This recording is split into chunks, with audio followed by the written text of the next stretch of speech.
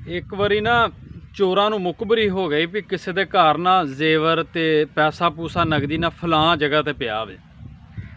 जदों चोरां ने रात उस घर नूं सन लाती, उन्होंने सन लाई तो उत्ते पेटी च समान सी, सारा मुखबरी मुकम्मल हुई सी। उन्होंने जो समान चुक के थले रखन लगे ना, तो एक चोर ने विचों ते ना पतीली देजकी जिन्हों कहिंदे ने, कई पतीली आखदे ने, वो पई सी ते वो चुक के थले रखन लगा। तो उन्हें वेख्या उहदे विच दुध है, वो ना पीण लग पिया। तो दूसरे जिहड़े चोर सन नाल दे उन्होंने समान परां कीता ते पेटी दे विच जिहड़ा भी नगदी ते जेवर जूवर जदों ना चुक के पिछे परते ना, ध्यान उन्होंने पिछे परत्या जदों, तो जिहड़ा एक बंदा सी ना नाल दा, दुध चो पतीली चो पी के ते पतीली थले रखन दिया सी, ते उन्हां दे सरदार दा उहदे ध्यान पै गया।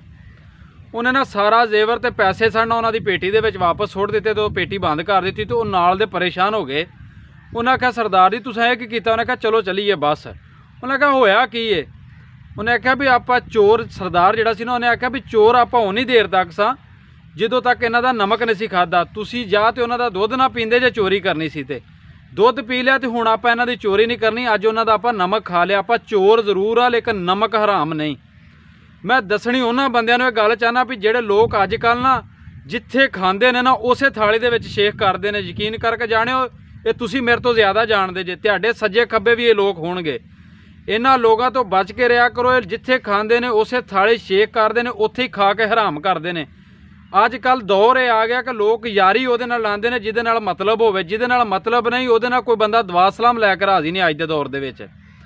इसे तरह ही ना कल एक बंदा ना मैनू तैनूं एक गल जेहन च आ गई, मेरे हुणे पॉइंट आया जी, तैनूं गल सुणाना भी। कल एक बंदा मैनू कॉल करन लग पिया, मैं उहदी कॉल सुन ली, फिर वो मैनू वॉइस मैसेज ते गल करन लग पिया, मैं उवें सुन लिया। जो उन्हें पुछया ना हकीकतन सच उहनूं मैं दस्सिया, लेकिन बाद दे विच ना वो बंदा मैनू गालां कड्ढण लग पिया। मेरे कोल मेरे होर भी दोस्त काफ़ी वगैरह बैठे सन, मैं ना वॉइस ओपन करके सुन रहा सा, दोस्तां दे विच बैठा ना। वो बंदा गालां कड्ढण लग पिया। हुण मेरे नाल दे बंदे जिहड़े एक दो जिहड़े सन ना, मेरे अपने कज़न सन, कोई भरा सन, कोई सज्जण बेली, उन्हां नूं गुस्सा लगा विचों। उन्हें आख्या यार तू इहनूं जवाब दे वापसी। मैं आख्या आपां इहनूं जवाब नहीं देना किसी किस्म का, कढ़ ले जो मर्जी गालां। जो साडे कोल सी ना असीं ओहनूं ओह दित्ता है, जो उहदे कोल सी सानूं उहने ओह दित्ता है। उहदे कोल है ही इहो गालां गलोच सी, ओह सानूं गालां ही दे सकदा सी। इसे तरह ही ना पिया कई बंदे जा रहे हुंदे ने ते चिक्कड़ तो बचण दी कोशिश करदे ने, लेकिन चिक्कड़ महसूस कर रहा हुंदा फखर भी मैं पता नहीं की चीज़ आ जिहड़ा मेरे तो बंदा डर रहा वे, लेकिन हकीकत चो बंदा डर नहीं रहा हुंदा, लेकिन वो बंदा चिक्कड़ तो बचण की कोशिश करता पिया हुंदा। ये बाद च लोग हमेशा उन्होंने ही चंगा आखदे ने जिहड़ा बचण की कोशिश करदा वे। जिहड़ा चिक्कड़ है ना उन्होंने लोग घर जाके भी गालां ही कढ़दे ने, अपने दिल दे विच ते बुरा उन्होंने ही खीर आखदे ने लोग। लेकिन मैं इस तो आना वा भी हकीकत तुहानूं कोई गाल भी कढ़े ना तो उहदा जवाब ना दिया करो। हमेशा तुहाडे कोल जो चीज़ है तुसीं ओह दिया करो, उन्होंने प्यार दिया करो, उन्होंने मुहब्बत दिया करो हमेशा, तो आप ही उन्होंने भी आस्ता आस्ता इबरत हासिल हो जाती है, सबक उन्होंने भी आ जाता याद भी मैं वाकई बुरा सा।